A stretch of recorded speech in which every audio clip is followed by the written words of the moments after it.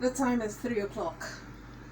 Up next is South Zone. A very good afternoon to you and welcome to Radio Nigeria. South Zone is at 3. The headlines: Federal government to partner Akwa Ibom state government in industrialization drive. Political office holders are to judiciously utilize public funds to manage flooding in the country. Nairobi governor arrested over Kenya corruption scandal. Today's commentary is on reducing poverty in Nigeria. Details in a moment. Violence against women is a crime against humanity. Supports the female gender for a better society. My name is Rachel Onah. Now the news in full. The federal government has pledged to partner the Akwa Ibom state government in its industrialization drive.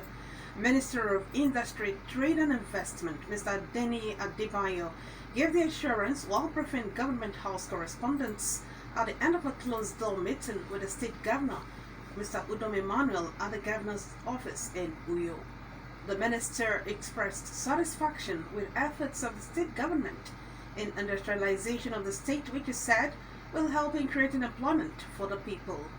Mr. Adebayo noted that the federal government was desirous of getting millions of Nigerians out of poverty, noting that this can easily be achieved through industrialization.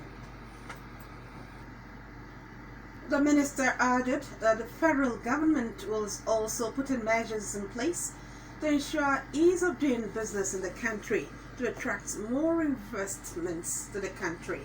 He mentioned some of the initiatives to include the setting up of the Ease of Doing Business scheme and the free trade and economic zones in the country. The minister was accompanied by the special advisor to the president on Ease of Doing Business office, Ms. Dr. Jumoke Oduwole. Political office holders have been urged to judiciously utilize public funds to manage flood menace across the country. The Reverend Father Mark Ikeke of St. Paul Catholic Church, Abraka, Delta State, stated this at a media forum held in Asaba. Correspondent Happy Ehinze now reports. Meanwhile, Nigerians have been called upon to pay attention to meteorological reports in order to plan for flooding. The Managing Director, Niger Delta Basin Development Authority, NDBDA, Mr. Toye David West, made the call in a chat with correspondent Desire Lotson ahead of the 9th National Water Conference in Port Harcourt next week. Mr. David West said where information is properly managed, crisis would be averted as opportunities could be also harnessed. The Delta Basin Development Authority, in collaboration with the Federal Ministry of Water Resources, will on the 10th to 12th December 2019 hold a water conference with the theme Flood Management for Economic Development.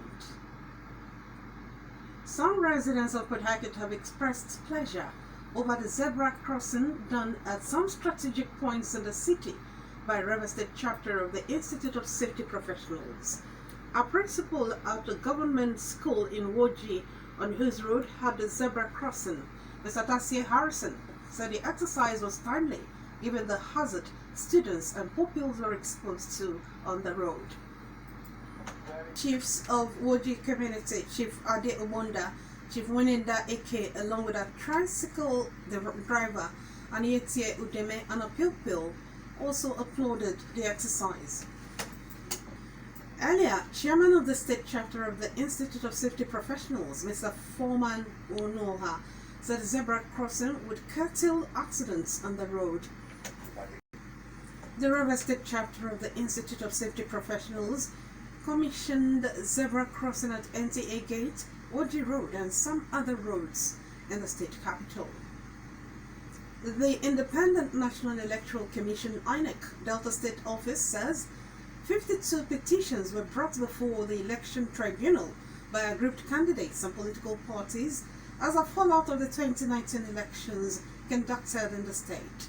INEC Administrative Secretary in the state, Mr. Richard Alabraba, made this known in Asaba during a meeting with the executive of the Import Neutral Party Advisory Council, IPOC, and chairman of political parties in the state, where he called on candidates in elections to take advantage of INEC alternative dispute resolution mechanism to resolve election grievances. Ogenero Egbere has the details. The Radio Nigeria, South Zone News 3, here are stories in the bulletin so far. Federal government to partner Akwa State government in industrialization drive. Political office holders urged to judiciously utilize public funds to manage flooding in the country. Still ahead, Nairobi governor arrested over Kenya corruption scandal. Plus business, foreign, entertainment, sports commentary on weather. Do stay with us.